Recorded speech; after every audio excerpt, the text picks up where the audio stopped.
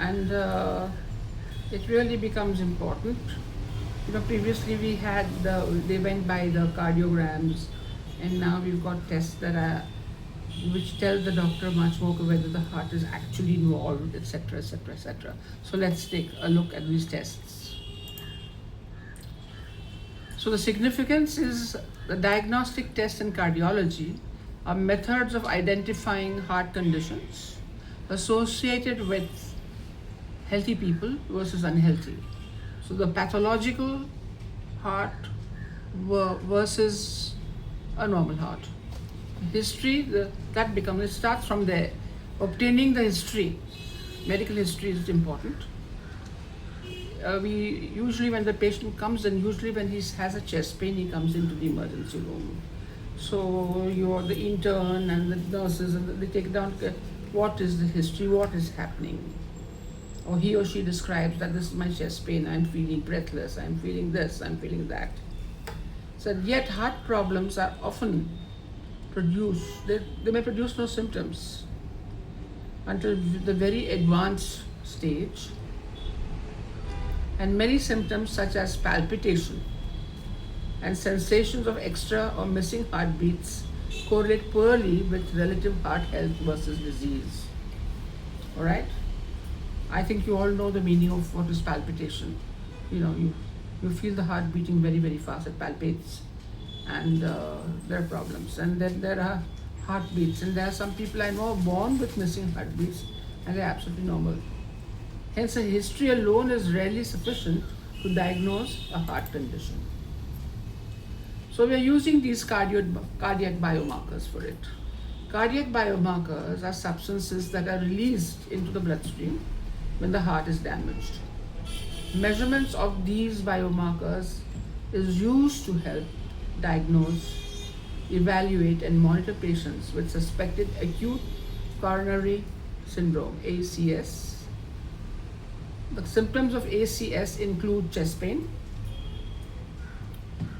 pressure, nausea, and or shortness of breath.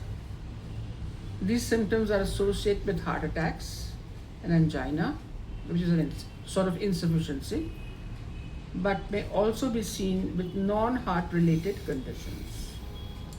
Increase in one or more cardiac biomarkers can identify patients with ACS, allowing rapid diagnosis and appropriate treatment of their condition. Okay? And this takes place in the emergency room mostly. Different types of heart conditions. So what is ischemic heart disease? I'm sure you've come across, very, very common. Ischemic heart disease is caused by an imbalance between the myocardial blood flow and the metabolic demand of the myocardium. So there is a sort of insufficiency between the two. Reduction of coronary blood flow is related to progressive arteriosclerosis with increasing occlusion of coronary arteries. And we took a look at arteriosclerosis, where we said these plaques keep building up and insufficient blood flows through the heart. What the heart needs, it does not get. Blood flow can further decrease by superimposed events such as vasospasm, and that's bad, thrombosis, clot traveling through, or circulatory changes leading to hypoperfusion. Anything that decreases the flow of blood to the heart, all this causes it. All right. So we come to the very, very common thing you heard, myocardial infarction. So what is it? The pathogenesis can include occlusive intracoronary thrombus, a clot. Take somebody quickly.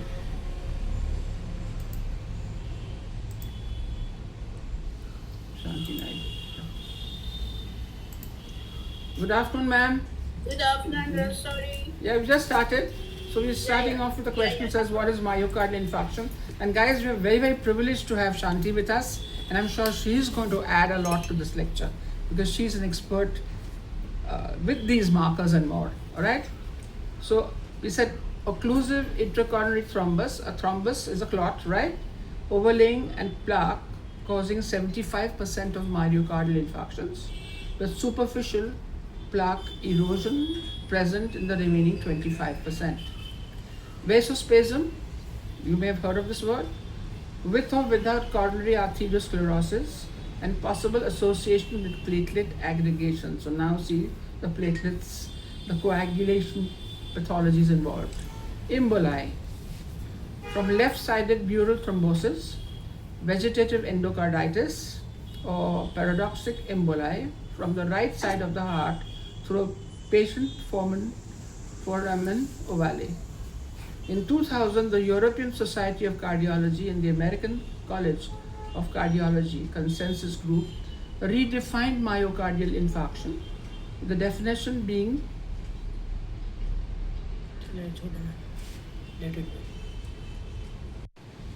with the definition, sorry, that was a call which I rejected.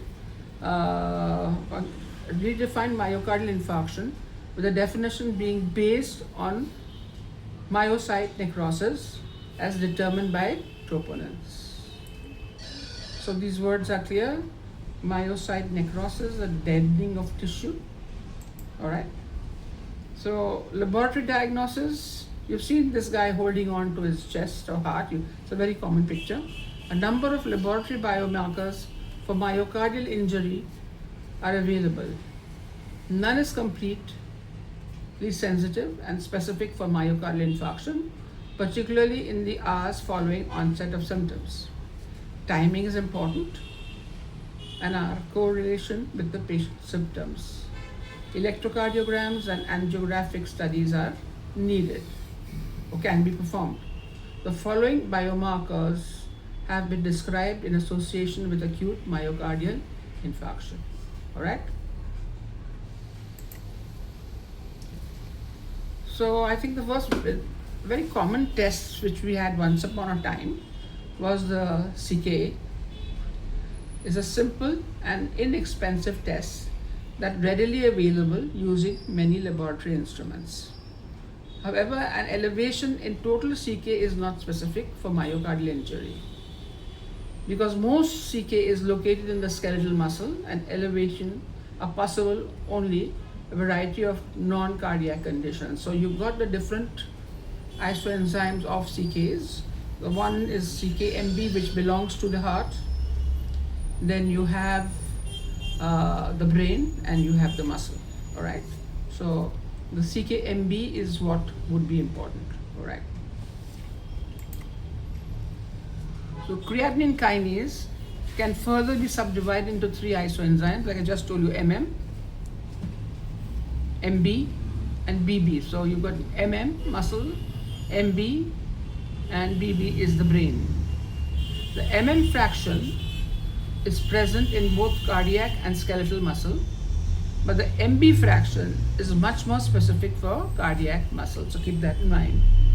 About 15 to 40% of CK in cardiac muscle is MB, while less than 2% in skeletal muscle is MB. The BB fraction found in the brain, bowel, and bladder is not routinely measured. The creatine kinase MB fraction is part of total CK and more specific for cardiac muscle than any other striated muscle. It tends to increase within 3 to 4 hours of myocardial necrosis, then peaks in a day and returns to normal within 36 hours.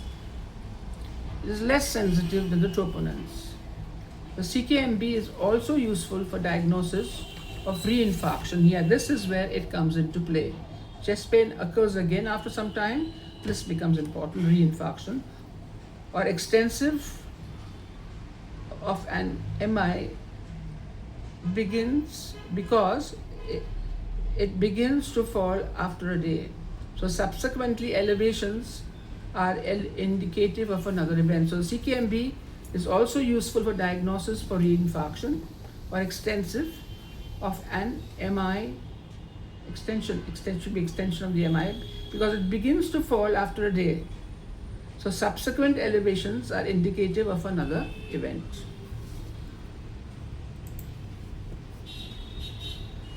The relative index calculated by the ratio of CKMB mass to total CK can assist in differentiating false positive elevations of CKMB arising from skeletal muscle. A ratio of less than 3 is consistent is skeletal muscle source, while ratios greater than 5 are indicative of cardiac source. Ratios between 3 and 5 represent a gray zone. No definitive diagnosis can be established without serial determinations to detect a rise. The CK-MB CK refractive index is useful if patients have only an MI or only skeletal muscle injury, but not if they have both. Someone coming in, guys, we'll break for a second.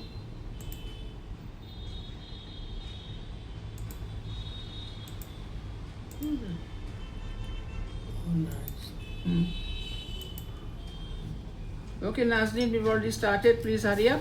Okay, this is change.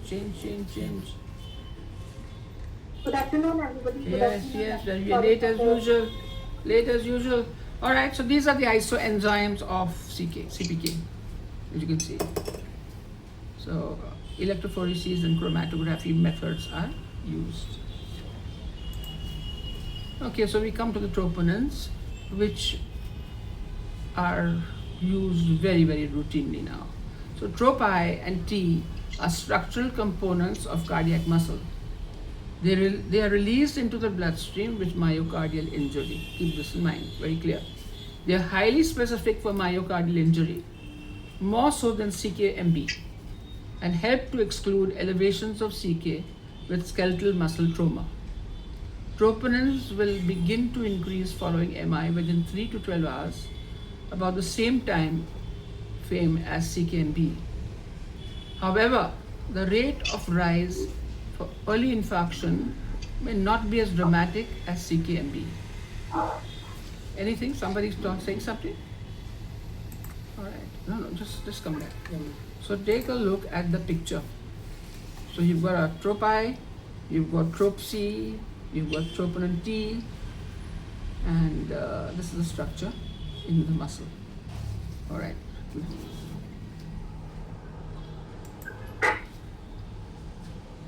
I think somebody better mute. There's a lot of noise coming Nice in. name. Nice name and Then, Nasreen, just mute, please. HS-TROP-T is the ideal MI marker now. It is covered in a separate PPT. Troponins will remain elevated longer than CK, up to 5 to 10 days for troponin I and up to 2 weeks for troponin T. This makes troponin the superior marker for diagnosing myocardial infarction in the recent past, better than lactate LDH dehydrogenase. However, this continued elevation has the disadvantage of making it more difficult to diagnose the reinfarction or extension of infarction in a patient who has already suffered an initial MI. So there are pros and cons to it. Troponin T lacks some specificity because elevations can appear with skeletal myopathies and with renal failure. So keep that in mind. So there's a connection there. And you can see the graph. I think there's a picture which you can take a look at. Let's go back to that. Let's go back to the picture. Take a look at the graph, how the elevations occur, and what goes up first, what comes down, and what stays for a longer time. And I think it is troponin T, right, that stays for a longer time. The others can come down in a few days' time, all right. So why TROP-T? Why is HS-TROP-T so important now in myocardial infarction? So the European Society of Cardiology and the American Society of Cardiology redefine MI.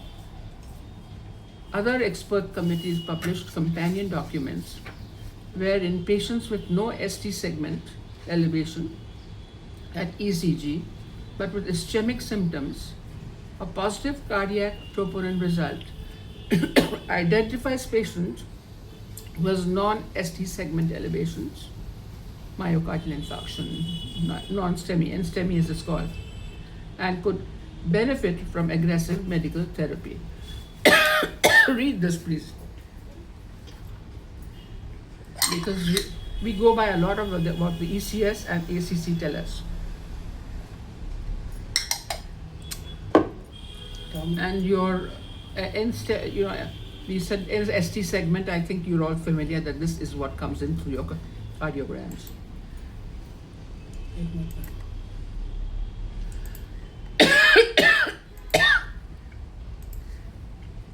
All right. No ma'am, this one. Therapy के बाद ये.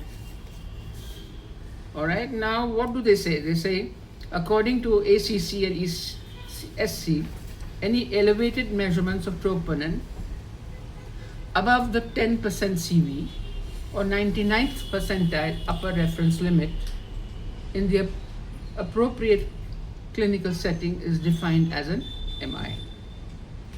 So there are values, and when it exceeds those values, the doctor will say, yes, you have a myocardial infarction.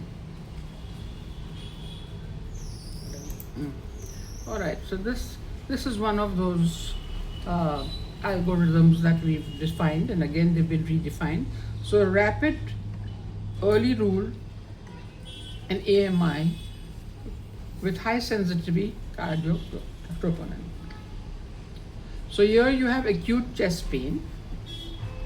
So measurement and admission, initial HS stroke T values are about, okay, URL. Third hour, HS stroke T value in the third hour is more than the URL. Increase about 50% more than the normals. For optional, 6 hours later, this was done.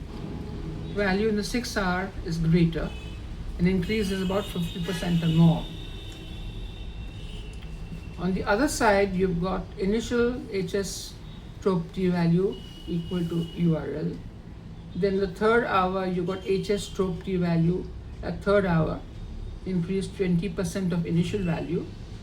And at the 6th hour, you got HS stroke T value in the 6th hour, increases 20% of the initial value.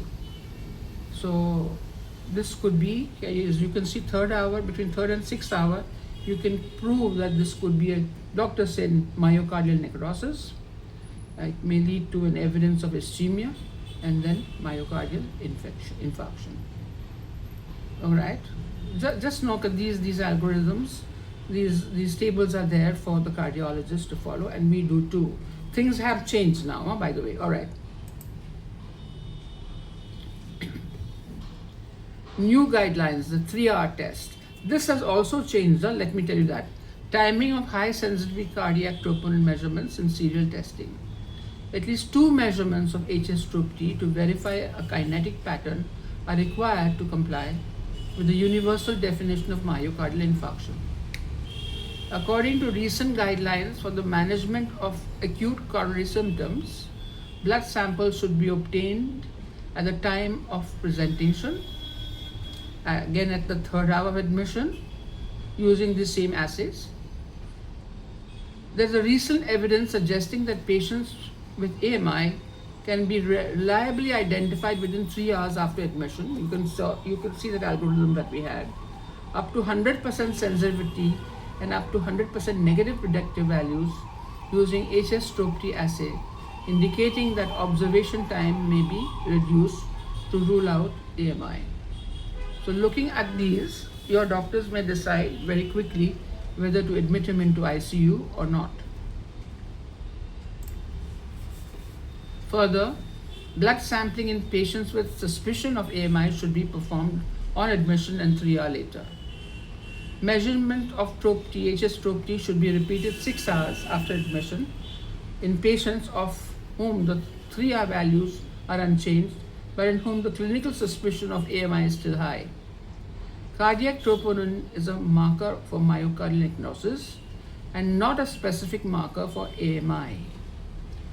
The latter may only diagnose with a rise or fall of HS stroke T together with characteristic symptoms, or the electrocardiogram changes indicative of ischemia and or imaging evidence of acute myocardial ischemia. Consider also other causes of myocardial necrosis, example acute heart failure or myocarditis, where the infection is there, when elevated HS stroke T result is obtained. Stable or inconsistently variable HS stroke T values with significant dynamic changes are likely markers of chronic structural heart disease.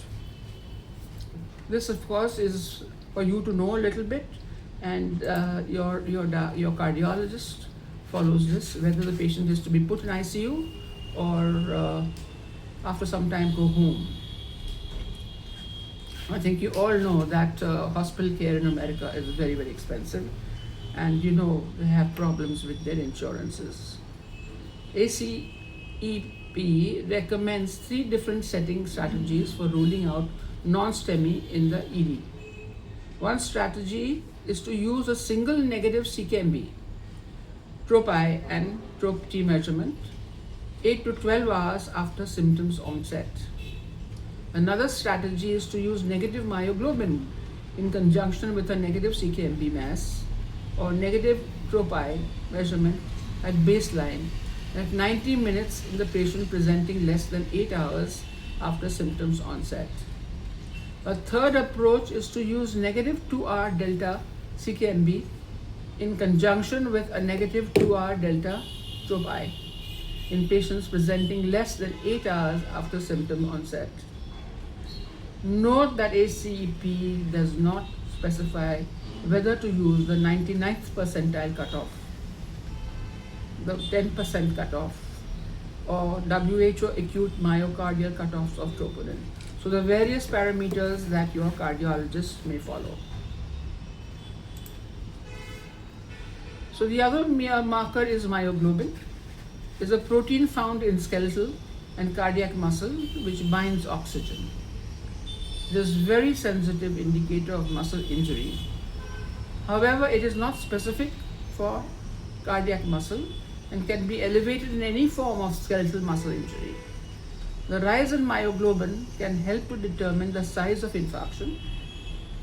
A negative myoglobin can help to rule out myocardial infarction. It is elevated even before the CKMB. So this is marker, and I believe in India it is quite popular. The next is your B-type natriuretic peptide BNP is released from ventricular myocardium. BNP release can be simulated by systolic and diastolic left ventricular dysfunction, acute coronary syndromes, stable coronary heart disease, valvular heart disease, acute and chronic right ventricular failure, and left and right ventricular hypertrophy, secondary to arterial pulmonary hypertension. Your BNP is a marker for heart failure. This is something which is very, very important. All right, B-type natriuretic acid. The other tests are regular, and I think you guys know. You've got lipid studies, the whole thing from cholesterol to HDL cholesterol, free fatty acid, triglycerides, lipoproteins, ApoA, ApoB, LPA, and we spoke of LPA last time. SGOT increases in about 2 to 3 days, normal on the 5th day. LDH can stay elevated up to 15 days, and we look out for LD1, which is the heart fraction.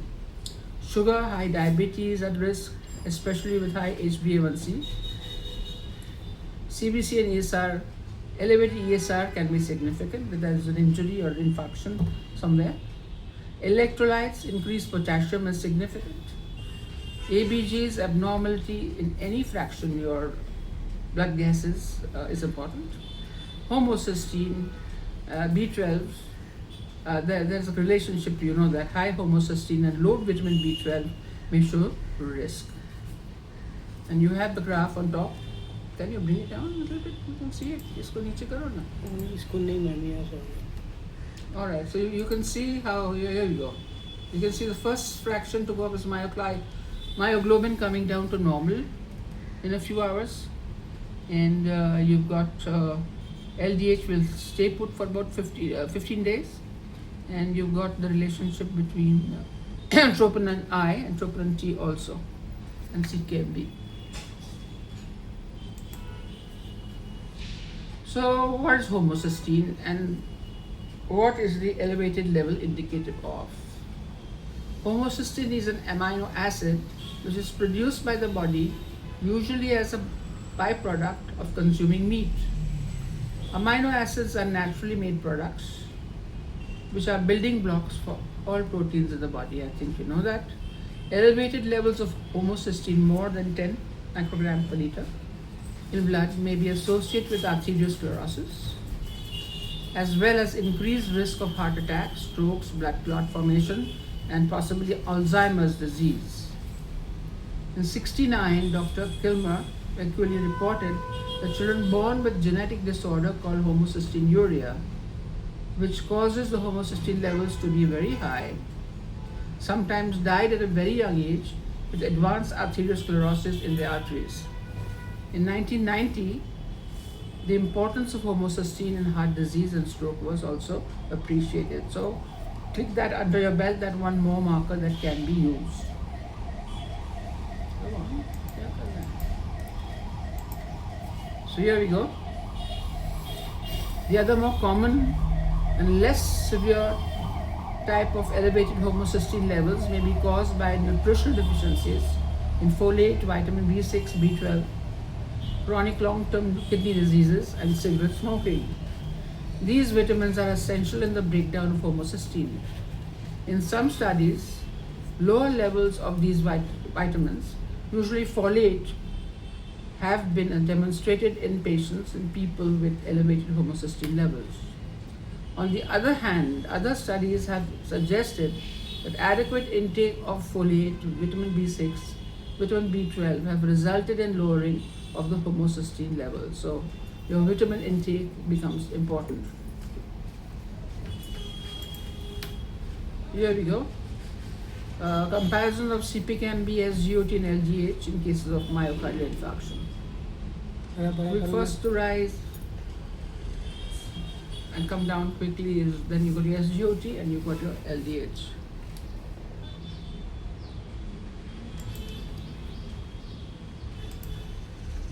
All right. Myocardial, CPKMB, and troponin in myocardial infarction. There's another. My God, who's coming in right now at this stage? Guys, 2 minutes. Rohina.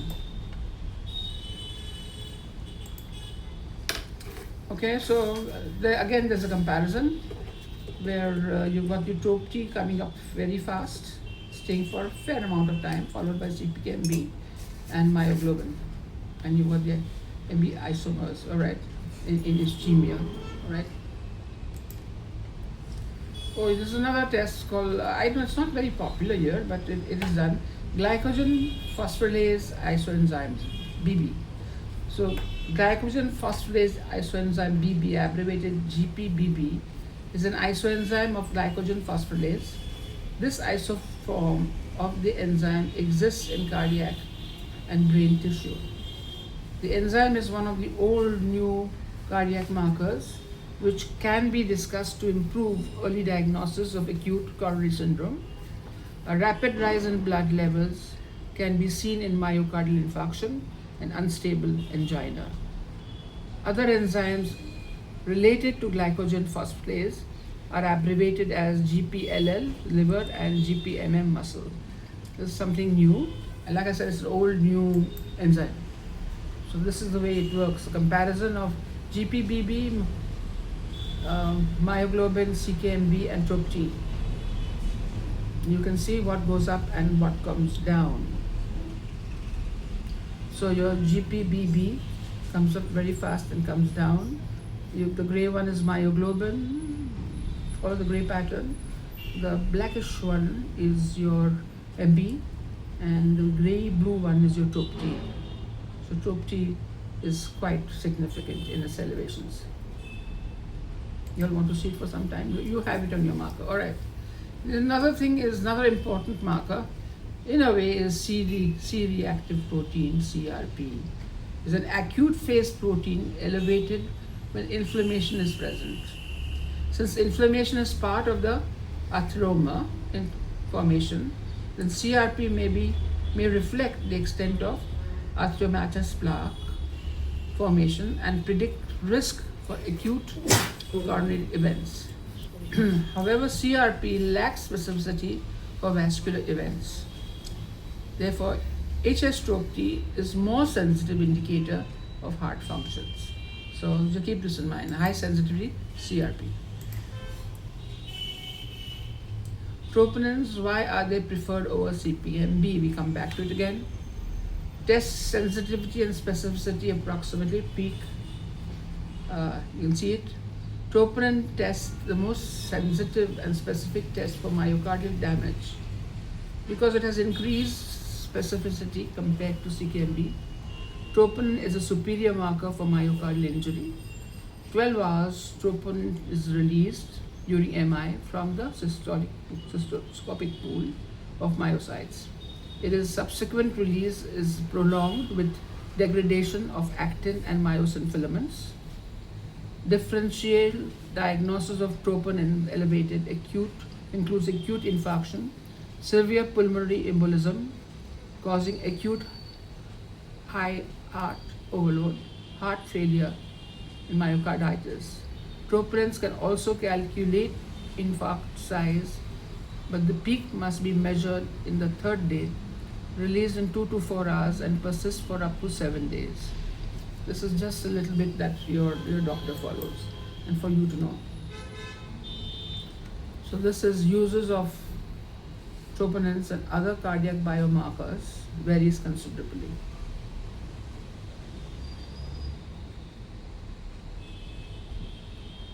Okay.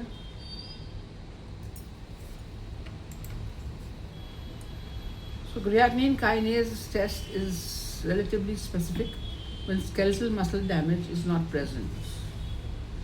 10 to 24 hours CKMB rises in cytosol and facilitates high energy phosphates into and out of mitochondria.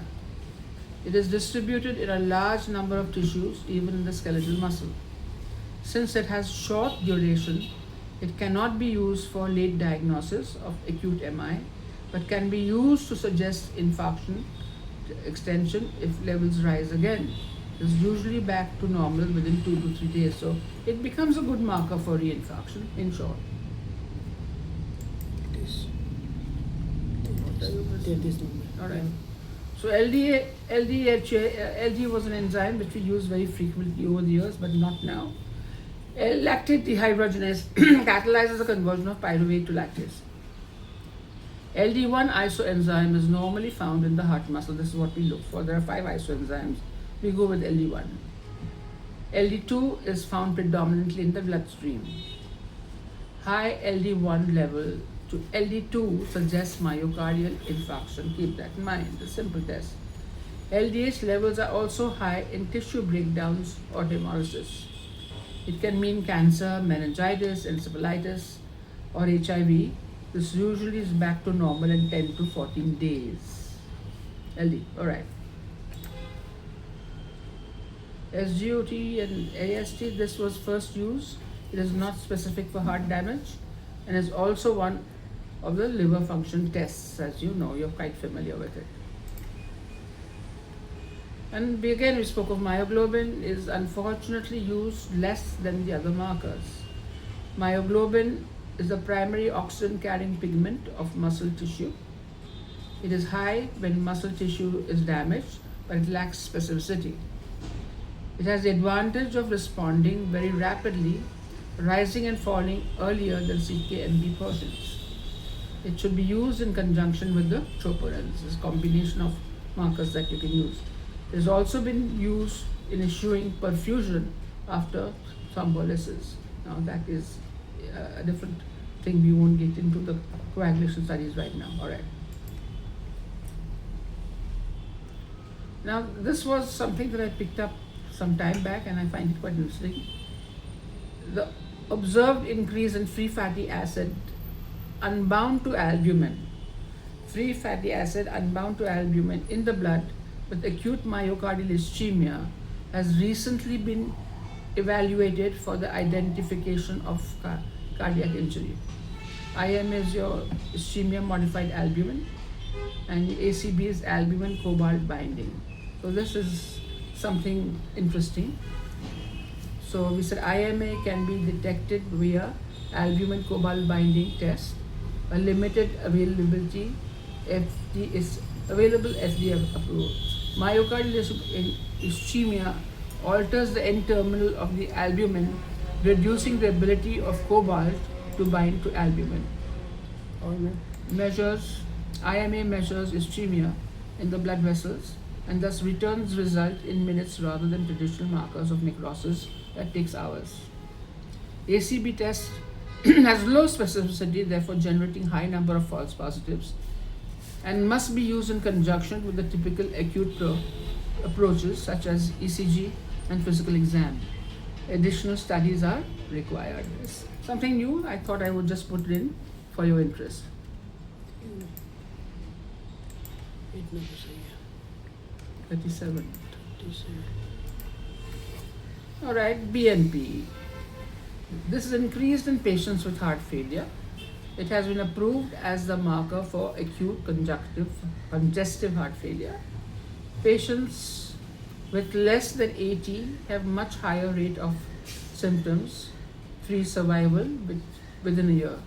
Generally, patient with chronic heart failure will have more than 100. Brain natriuretic peptide. Okay, let's go talk more about BNP. So brain natriuretic peptide is known as B-type natriuretic peptide, BNP, or GCB. It's a 32 amino acid polypeptide secreted by the ventricles of the heart in response to excessive stretching of the heart muscles, cardiomyocytes. BNP is named in such because it was originally identified in extracts of porcine brain, although in humans it is produced mainly in the cardiac ventricles. BNP is co-secreted along with 76 amino acid N-terminal fragments, NT-proBNP, which is biological inactive. Keep this in mind. BNP binds to and activates the atrial natriuretic factor receptors, NPRNA, and to a lesser extent, NPRB. In a similar fashion, the atrial natriuretic peptide with 10% fold lower affinity. The biological half-life for BNP, however, is twice as long as that of ANP, and the NT-proBNP is even longer, making the peptides better targets than ANP for diagnostic blood testing. And there is a comparison between the two. ये मैं ये देख Significance: both BNP and NT-pro levels in the blood are used for screening diagnosis of acute decompensated heart failure, ADHF, and may be useful to establish prognosis in heart failure, as both markers are typically higher in patients with worse outcomes. The plasma concentration of both BNP and NT-proBNP are also typically increased in patients with asymptomatic or symptomatic left ventricular dysfunction. There is no level of BNP that perfectly separates patients with or without heart failure. BNP accurately reflects current ventricular status. The half-life of NT-pro is 1 to 2 hours versus 20 minutes of BNP, so it's more stable. BNP more than 100 milligrams per liter is sensitivity, and so 90% specificity and 76%. So we will get into that. BNP, all right. So the cleaved BNP, NT-proBNP, and NT-proBNP are quantitative markers of cardiac stress that are released into the blood after cleavage of the precursor protein proBNP. BNP half-life 20 minutes is hormonally active, whereas NT-pro half-life 120 minutes is an inactive peptide. So you can see how the split up takes place. All right, so the way you get NT-pro and you get BNP. Okay, now like I said, it's a left ventricular stretch. So release of ANP, BNP, and CNP from the atrium, ventricle, and vesicular endothelium, respectively, in response to increased volume and filling pressures. The natriuretic peptides serve as to maintain intravascular hemostasis, through their diuretic, natriuretic, and vasodilator properties. You can study this. Just So take a look what the stretching of the heart does and how what is released when. Can you enlarge this? yeah, ma'am.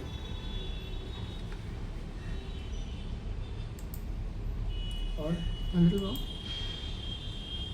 So you can see what is released where. So you got the release of C-type natriuretic peptides from the ventricular endothelium. On top you can see that. So the suppression of renin-angiotensin and endothelium. We will take a look at the heart. Let's not get into angiotensin right now. Okay. So release of B-type natriuretic peptide from the ventricles. This is what we look out for. Release of A-type natriuretic peptide from the atrial sides. Okay.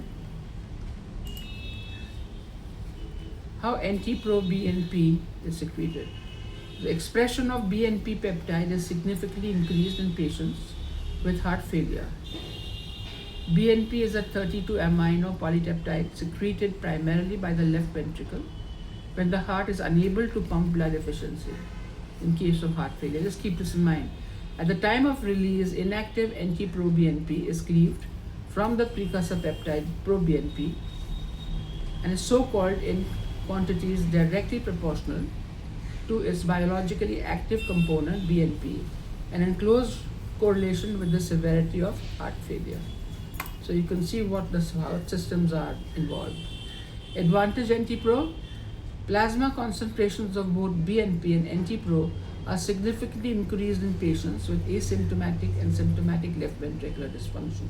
Keep in mind. There is excellent clinical and statistical correlationship between assays of BNP and NT-pro. So due to longer half-life in the circulation of NT-pro levels in blood plasmas are generally 6 to 10 times higher than BNP. The better stability and wider dynamic range for NT-pro may provide an advantage.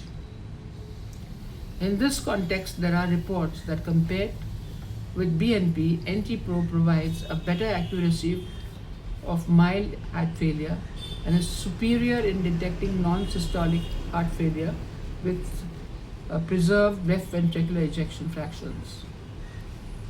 In clinical settings, however, the overall diagnostic and prognostic abilities are compared, and both BNP and NT-pro have been shown to be extremely helpful in the diagnosis and management of patients with heart failure.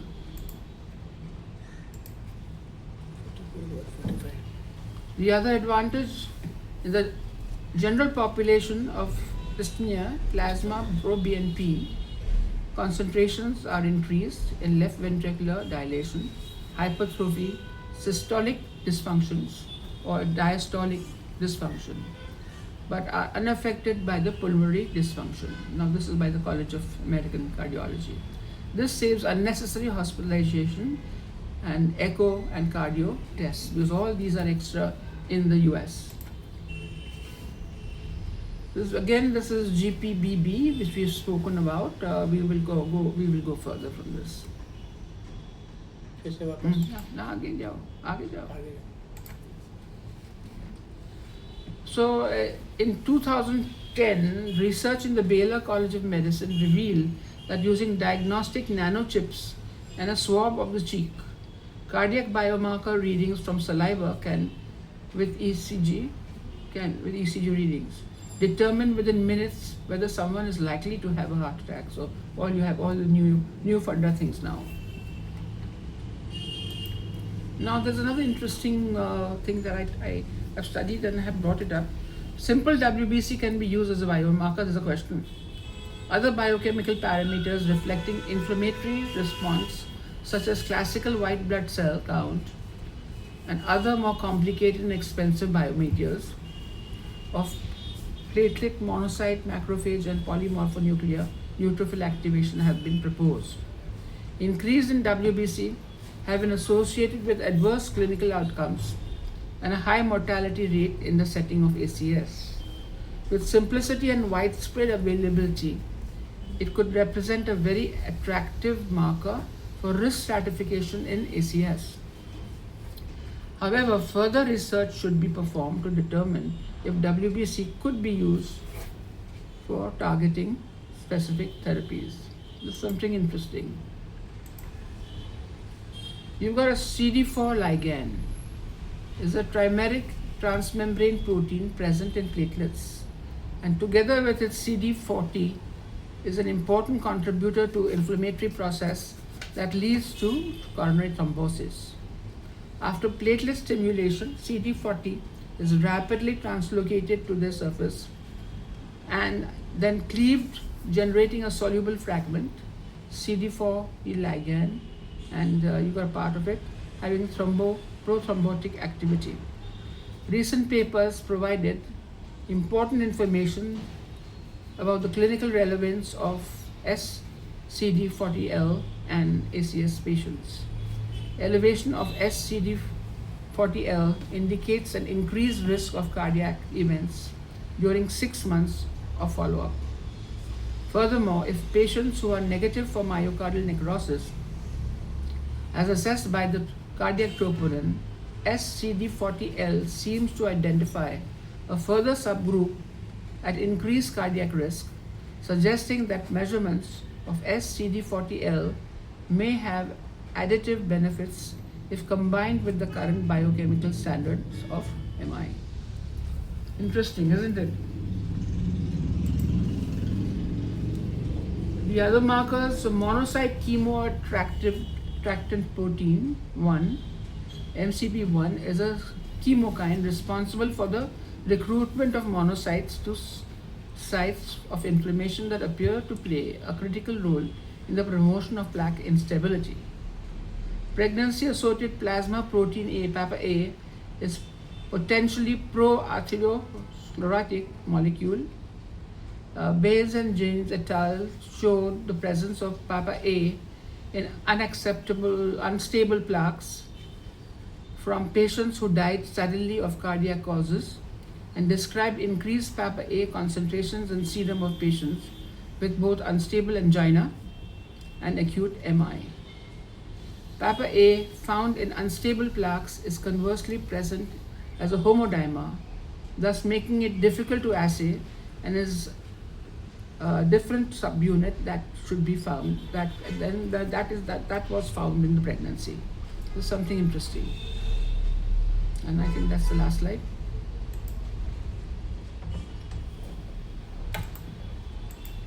So I've given you a whole variety of things. Shanti, would you like to add? I'm sure you worked a lot on it. Because the audience here, Shanti, is they've done their DMLT years ago, and some of them are there to revise. And I think there are a few who are working, like Nazneen is in Dubai, and Rohaina is in Kuwait, and she is working in labs. And Nazneen is, like I told you, in Kuwait. Parul is, and Jyotika, that is Meena, they are in Mumbai. They are here for a little revision of what they did in DC years ago. And Parizad Gandhi is from SNDT, and she's very interested to know what's happening in the world today.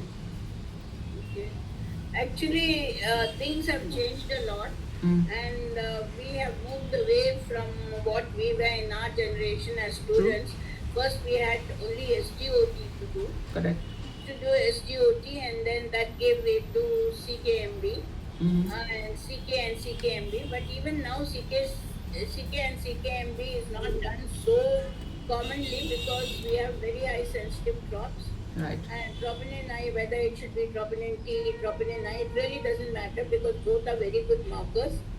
And the statement that the world puts forward, the Cardiology Society, is this: it's always better to take earlier they said 2-hour sample to see the increase or the delta change. But now people believe even after 1 hour, if you can repeat the sample, even if there is a slight delta change, You have to observe the patient. And the other fact that has come out over the recent years is that not all troponin I elevations are not MI. This is something which the cardiologists have understood over the years.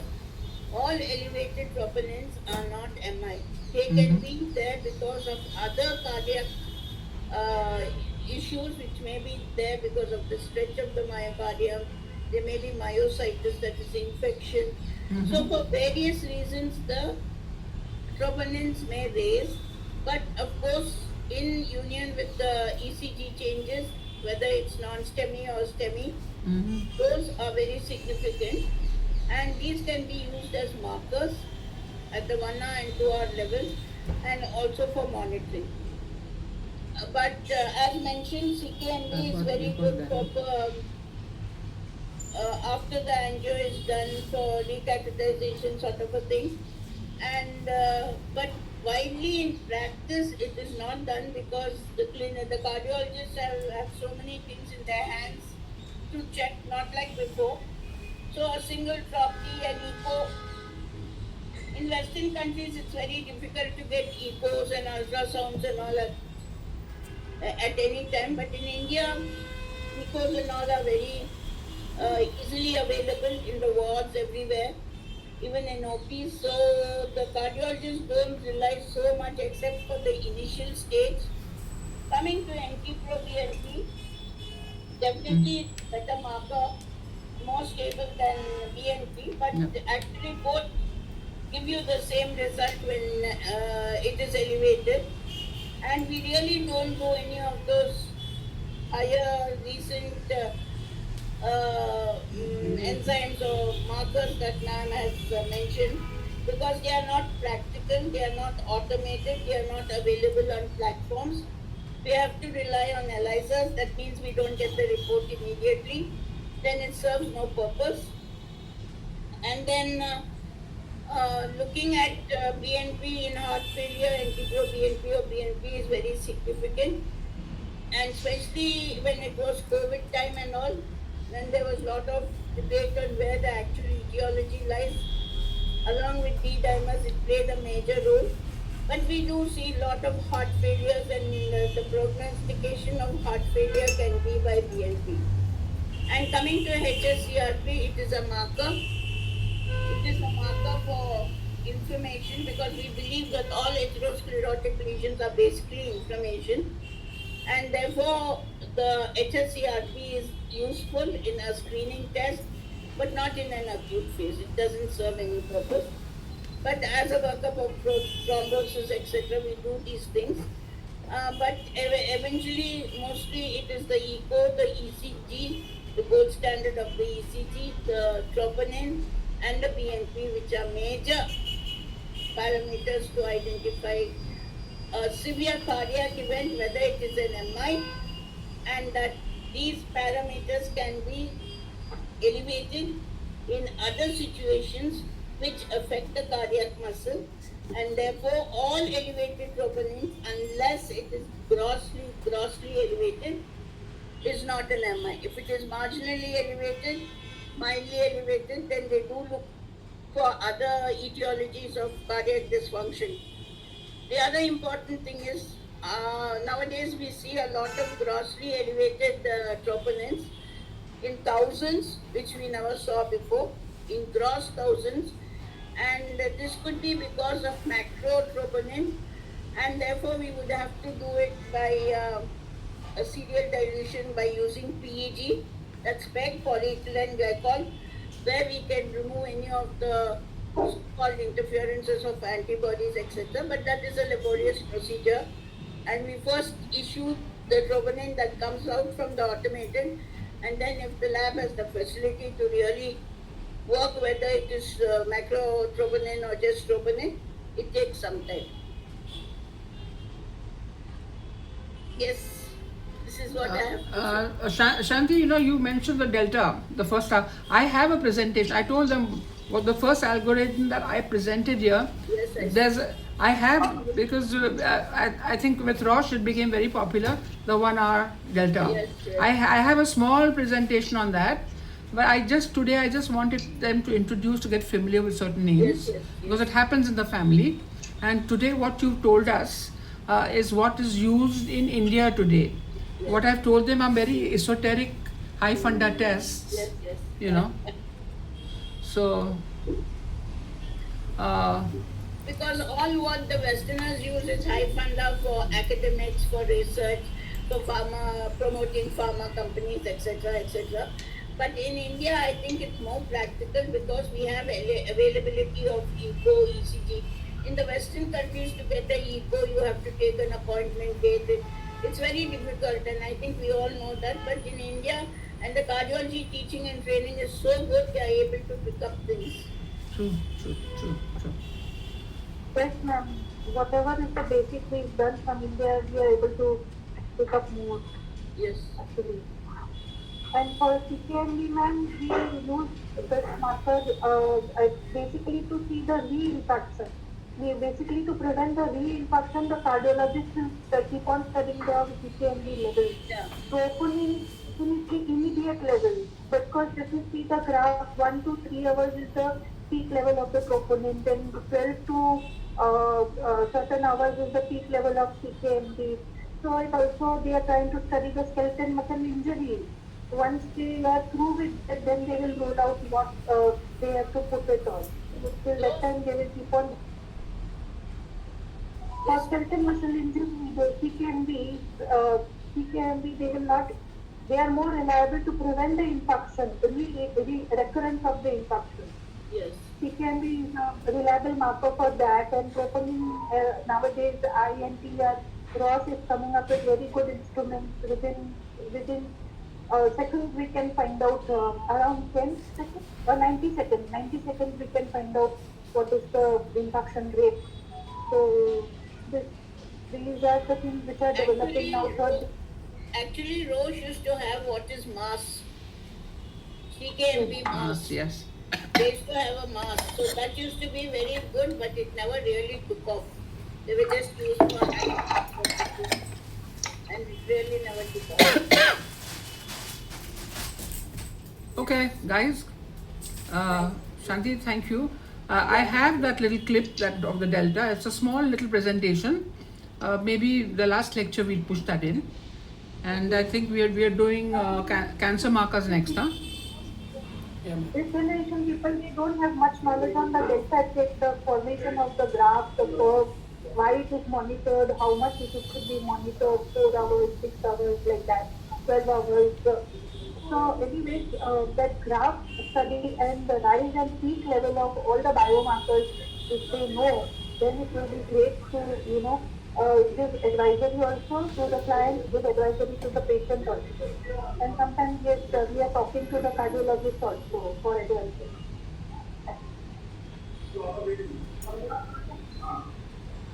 Guys, can we end? I'm running low on the energy in my laptop. Yes. Thank you. So I think I know Dr. Shanti's got to get back to her practice. Thank you, ma'am. Thank you. Thank you, ma'am. Thank you. Thank you so Thank much. you. Ma'am also. Thank you.